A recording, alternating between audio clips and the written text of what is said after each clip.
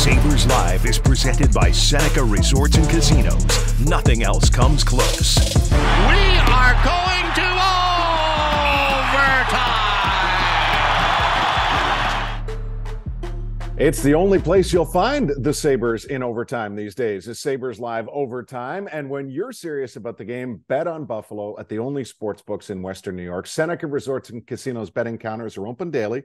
Self-service betting kiosks are available 24/7 at all three locations, whether you visit Seneca Niagara, Allegheny, or Buffalo Creek. The Sports Lounge features the latest lines and multiple screens, so you never miss a play. The sports book at Seneca Resorts and Casinos, where the love of the game meets the thrill of the win. Marty Biron, two things. We are putting the no in November. The Bills and Sabres have 7 consecutive losses at this point in time when married together. And we are living in a Fall Out Boy song. I paid $23 for a glass of wine, and now my hockey team can't win a game. What has happened? This is unexpected based on how October ended and the first game of November went against the Pittsburgh Penguins. I should create a song saying there's no such thing as moral victories and just play it all around the place, right? Because, that's kind of like what it is now when you look at the Sabres as well. Okay, the last 5 games, which are all being lost, were against good teams, right? Boston, Carolina, Tampa, Vegas, like 4 to 5 were against good teams. And you say, oh, okay, they played pretty good against Carolina and Tampa and Boston, but are 0 for 5 in those games.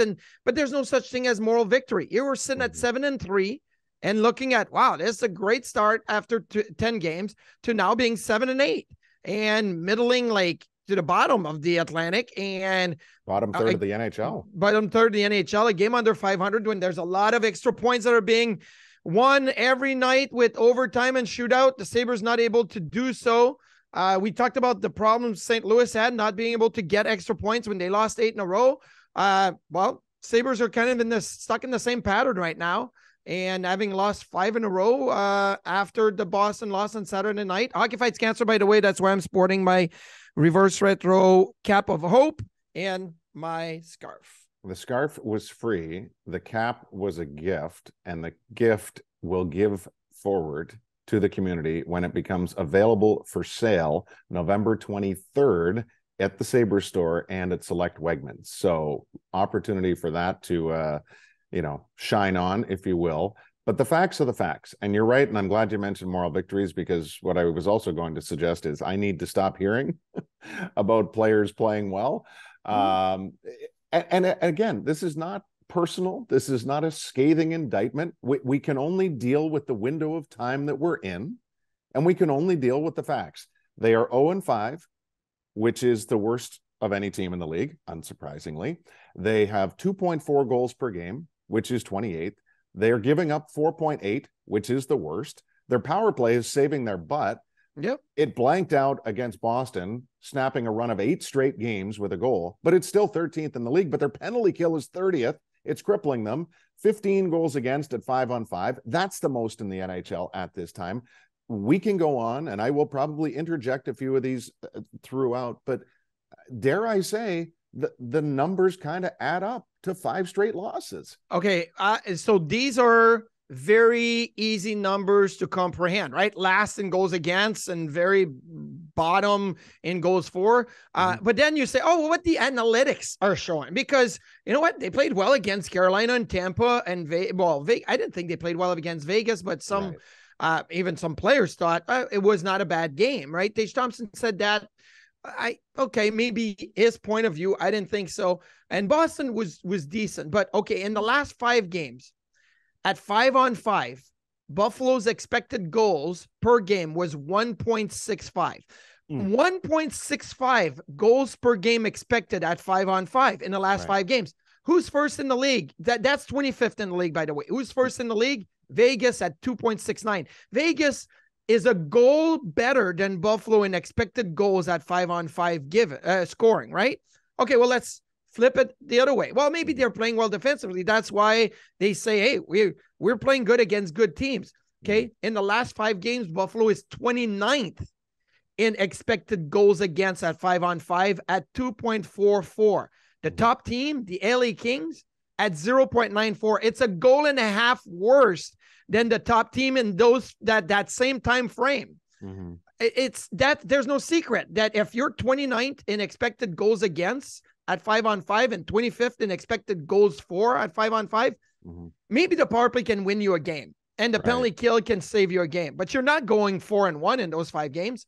At best, you're 1-5. And at best, it was possibly the Arizona game that you may say, hey, that was the one that, you look at the expected goals. They out-expected Arizona in that game. That was the only game out of the 5 that nobody really liked how they created despite their puck possession in that game, right? Yeah, because it was too easy. It was trying to be, and this is the game where really in the last few games, I chart, well, I don't, Sport Logic does, the odd man rushes, right? Because sometimes it tells you how you want to play the game. How many odd man rushes are you given to the other team? Mm-hmm. Against Arizona, the Sabres had 1 odd man rush.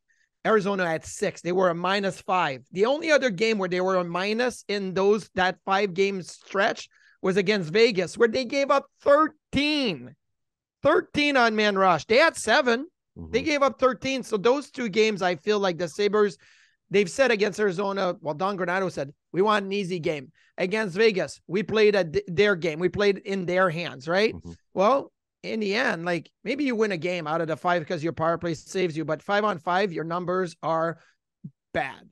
Right. And just for a very basic measure of that, in the last 5 games, they have scored only 5 goals at 5-on-5. Yeah. That is when the bulk of the game is played.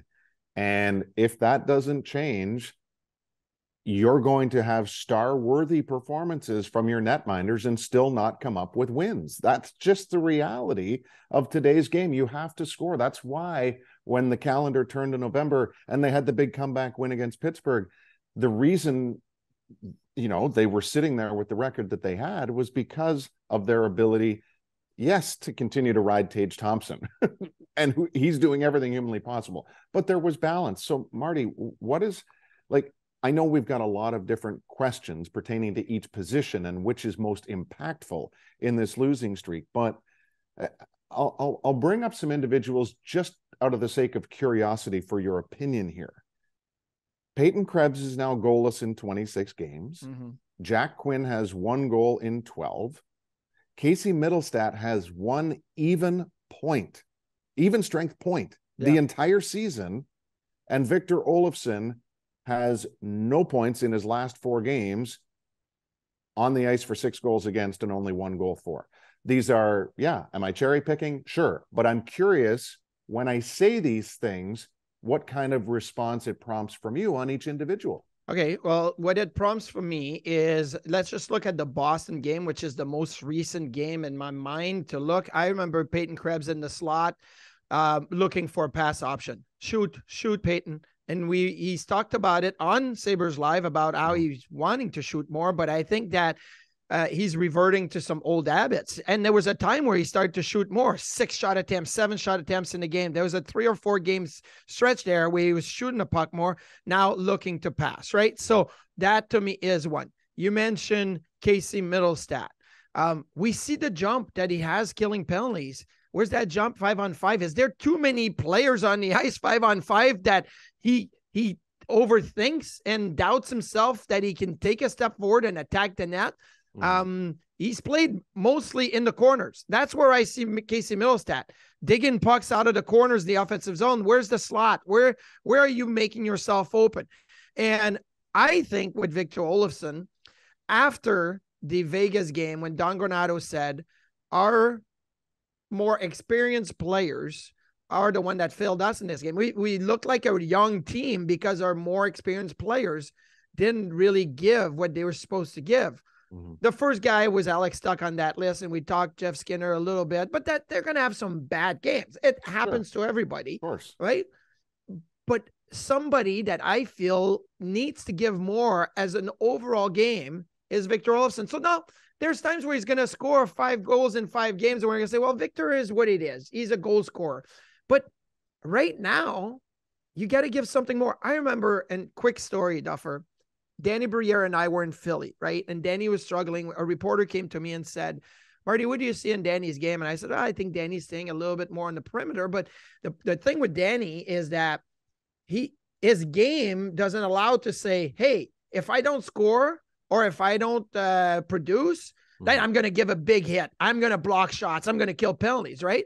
And I remember the article came out, and the next day Danny came to me. He goes, like, what? Why don't you come to me and say those things to me, right? Instead of saying it in the paper. And I'm like, oh, I'm sorry, but that's how I felt. And it was just a question. I didn't really think it was a negative thing. Like, I was trying to give you props, and you're a production-based player, and you don't have a lot of other things to your game. Well, Victor's the same way. Yeah. He's a production-based player. And if you're not producing, well, if you're not giving me a battle one-on-one off the wall or in the corner or a block shot or something, right? Like, we don't see you at all. Yeah. I mean, again, it's not a case of trying to be overly critical here. It's just it's presenting facts, and you chose to ignore Quinn there, which is funny because Quinn, that's the guy I forgot. Hang on, because Quinn was with Cozens and Peterka, and they were lauded for their strong overall game. Yeah, and I mean, they probably reached the height of frustration more than anyone else because they should have been able to produce more against Keith Kincaid. It just didn't happen. We get it. That happens. But how do you, like, is it worth keeping that trio together? Well, let's just answer that one first. Yeah, it's worth keeping that trio together because, again, look, that's going to be a young line, right? Peterka, Quinn, Cozens more experienced, but still a young line, right? Well, yeah, he's barely 21. He's just like them. Yeah, barely, but more experienced. He's not, I can't say he's older. He's just more experienced. But you put him in the right spot to succeed. They had chances against Boston, like the save that Kincaid made on Jack Quinn when Quinn came back to the backhand and whatnot. Like, how did he not score that early in the third period? Like, oh my goodness, that was back of the net labeled and it didn't go in. But are you getting, like you said, Middlestat and Olofsson and Tuck and Skinner to jump and produce? I'll even say Vinny Hinostroza for that matter. Like, he's a more the fourth line guy. Is certainly not producing much offense. Yeah, and maybe that's not, I guess, surprising, but when everybody else dries up a little bit, that's when you're leaning on anyone and everyone. And yeah, I think, Vinny's had some nice offensive numbers this year, but he's probably better suited down in that fourth line role. I mean, who did we see Tampa scoring, right? Nick Paul and Perbix and whatever. Like, you need the guys to step up if your top guys are not going to go that far back. Jake Zaboral just scored his first goal too. Like, I mean, who was in front of the net? Tiresome storyline of who was in front of the net scoring their first goals. Yeah, I know. Nick Foligno, right? Yeah. I mean, but Nick Foligno's had a terrible start to the season, and now it's starting to come back a little bit. But look, you can still get a little production from your fourth line. But the big thing for me, critical on Mitzi, critical on Victor, critical on Tuck against Vegas, whatnot. And people are going to say, whoa, what about the goaltending, right? And I'm going to say, okay, I've been defending the goaltending, and there was definitely, they were playing better than their expectations, which was good. Now I'm going to say there's no I in team, right? Like, it's a team, right? And the goalies are part of this team right now, because in the last five, when you look at the goals save above expectation, last five, Comrie gives up a half a goal a game more than expectation, and Craig Anderson gives up 2/3 of a goal more than expectation in what is the team's last five. So Anderson played 2 and Comrie played 3. That is 43rd and 48th in the league out of 65 goaltenders that have played in the last, week and a half, the 5 games stretch that the Sabres have played. So you got to put them in with the rest of the group. Like, this is not good enough right now. We're in the first 5 games of the year, Comrie was saving a goal a game and Anderson was saving 1.3 goals a game. They were second and third, right? So then there you go. Like, there's no I in team. There wasn't anything at all wrong with Craig's game on Saturday, was there? No, there wasn't anything wrong with Craig's game on Saturday, but I don't think Boston brought a lot of offense to the game. They had 15 shots after 2 periods. They had five in the first, and for the better part of the second, they had only 5. So it's going to be hard to boost your goal save above expectations when the numbers are that low. But all I'm saying is it's still, at the end of the day, you're still 43rd and 48 in goal save above expectation. Like I always say, it's easy to make 46 saves on 51 shots and give up 5 goals and say, I played pretty well. Right. I gave up 5 on 51. Can you give up 1 in 25? That's the difference, right? That's where the quality goalies are made, when you can, boom, lock it down like that. Yeah. So what are you projecting then for this tandem based on, the 2 types of stretches we have seen in this young season? Okay. Well, I think they need help. And I'm not saying defensive help. And I think Henry Jokiharju is close to returning, right? And Cale Clegg has been loaned back to Rochester, which would tell you that Jokiharju is close to returning. So what do? I'm like, okay, let's look at the first 5 games when Jokiharju was in for 4 of those games and see, were we better defensively as a team? Were the Sabres better defensively as a team 5-on-5 when Jokiharju and Samuelsson were there? Okay, so in the last 5, I said they gave up 2.44 expected goals at 5-on-5 in the last 5 per game. Well, in the first 5, 2.36. That's 28 in the league and now 29 in the league. So for those that are saying, oh, when Jokiharju and Samuelsson are going to come back, defensively, they'll be better because they were really good early. The only thing that Jokiharju and Samuelsson helped with, to be honest with you, was the offense. They were expected a half a goal more per game in the first 5 games of the season, probably because of being able to get the puck out of the zone, transition game with Jokiharju and Samuelsson. But defending-wise, the numbers were about the same. So that's what I'm expecting when I say, okay, get Jokiharju back, get Samuelsson back. Maybe Dahlin and Power don't have to play 29, 30 minutes. So the 24 minutes that they play have more quality and emphasize on getting good scoring chances. But the only way I see the Sabres really push themselves out of it is going to be by starting to produce offensively. Scoring 1 against Boston, 1 against Arizona. And I know you're going to say 4 against Vegas, 3 against Tampa and Carolina. Okay. But it still wasn't great offensive games. 5-on-5, not there. So that's the only way out. That's to create 5-on-5. Do you think we're going to see any dramatic roster move between the Sabres and Rochester? No, not yet. Okay. And look, are the next 5 games huge for the Sabres in a sense that, you go 3-2. I'll answer it right now. Yes. You go 3-2, you're back to 500 at the 20-game mark. Yeah. You go 4-1. Well, okay. Then you're 11-9, right? You're 2 games over 500. Maybe you take a few to overtime. Maybe you go 3-1-1. Like it just, all I'm saying is that the next 5 games are huge, and that will decide if there's changes to be made or recalls or certain personal changes.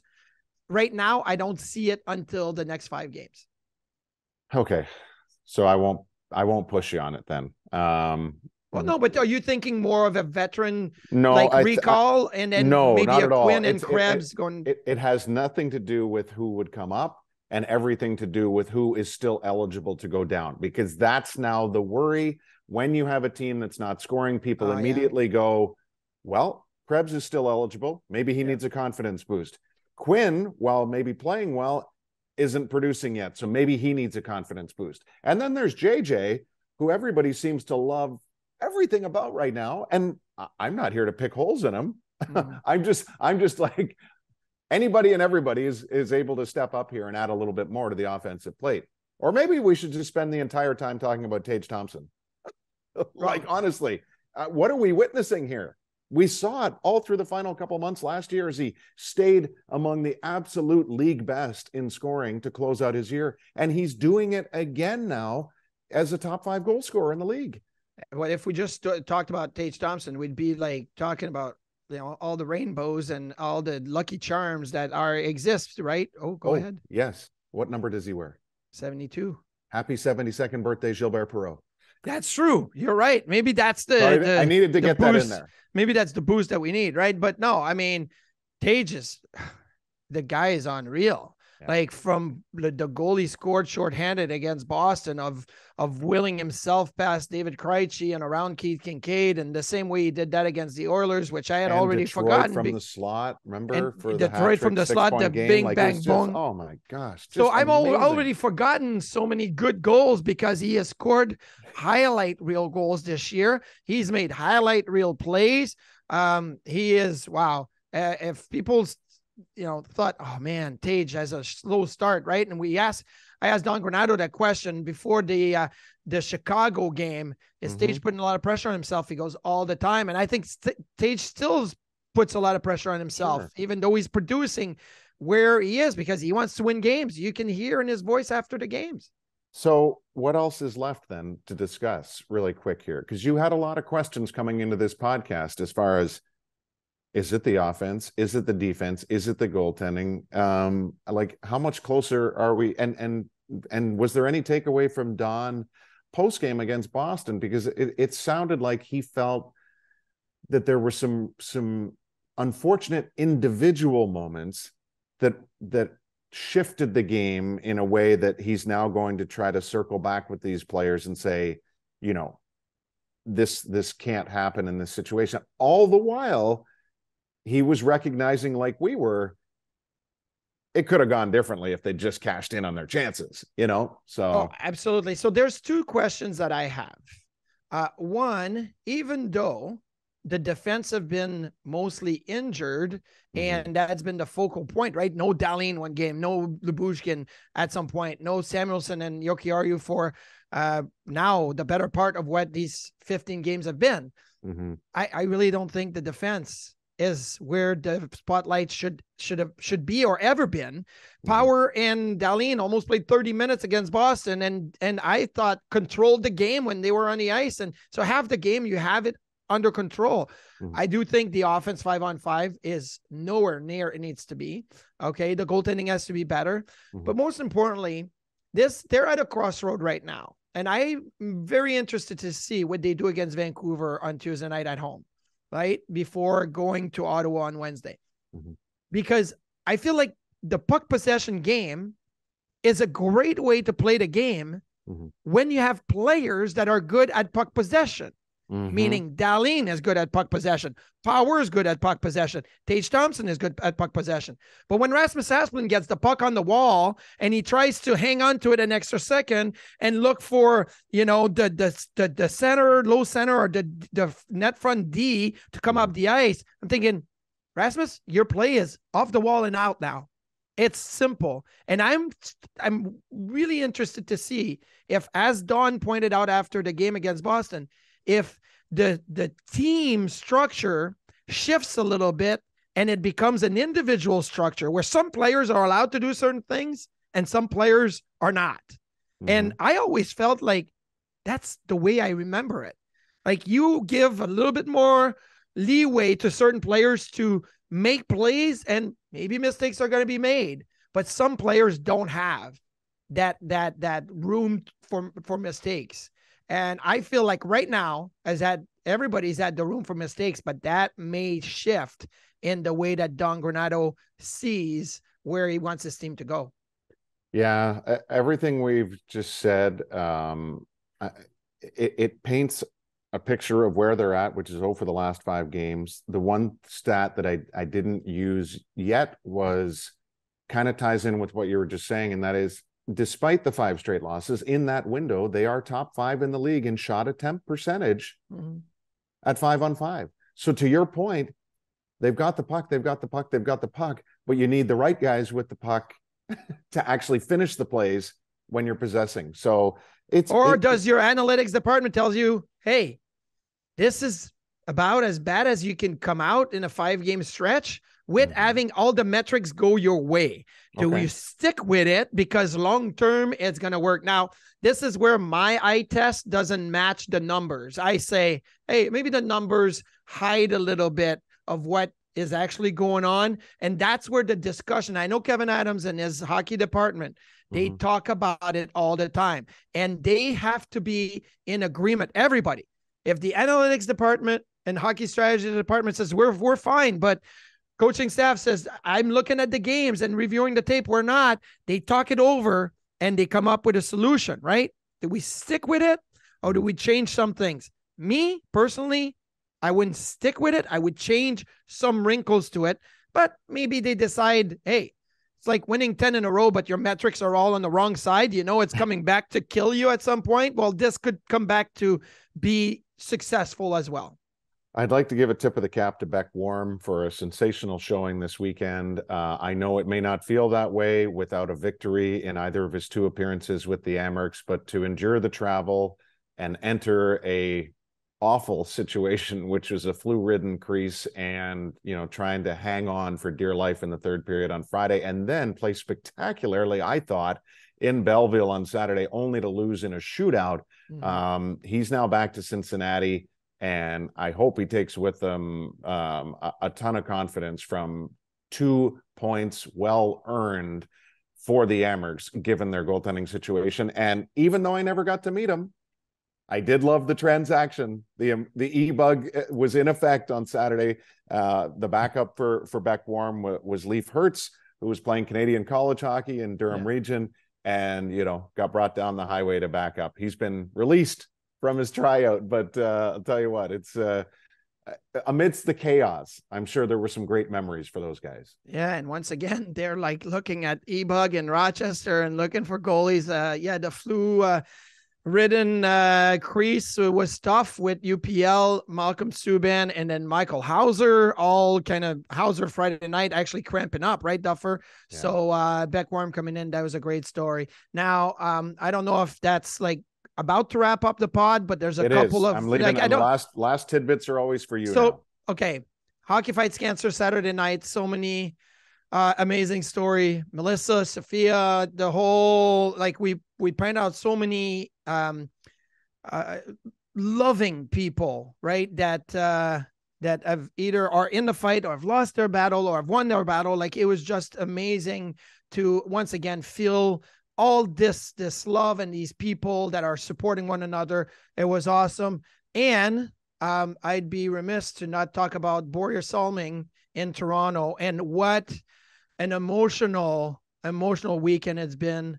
The Leafs legend who, you know, came over from Sweden to play for the Toronto Maple Leafs and endured such hatred and atrocity when he played, as tough as nails, still to this day, the highest scoring Leafs defenseman in their history, is in a battle with ALS. And you could see it in his eyes that he sees, understands, knows what's going on, but his body is breaking down. And it was so heartbreaking, gut-wrenching, whatever you say. Do yourself a favor, go and YouTube it, Google it.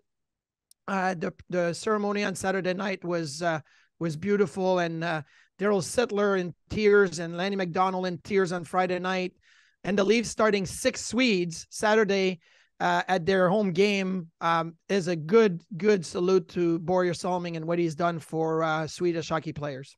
Yeah, it was really well done. All part of Hall of Fame weekend in Toronto. So the fact that so much of the hockey world and so much greatness within the hockey world was around to embrace Börje at this, again, unimaginable, just really, really heartbreaking time for the hockey community. There's no question about that. Marty, we did our best to acknowledge so many. You might know that I'm feeling just a tad guilty because the reason I'm able to be a part of these Hockey Fights Cancer nights is because of my mom. Yeah. So I was really hoping Ilya Labushkin could have scored on Saturday because he wears number 46 and mom is 46 and a half years cancer free right now. So I was really hoping to weave that into the storyline, but you know, as always, she, like so many, was with us for the experience of that night, and we look forward to many more to come. Folks, thanks for watching Sabres Live Overtime. We'll be back on the air in regular fashion on Tuesday.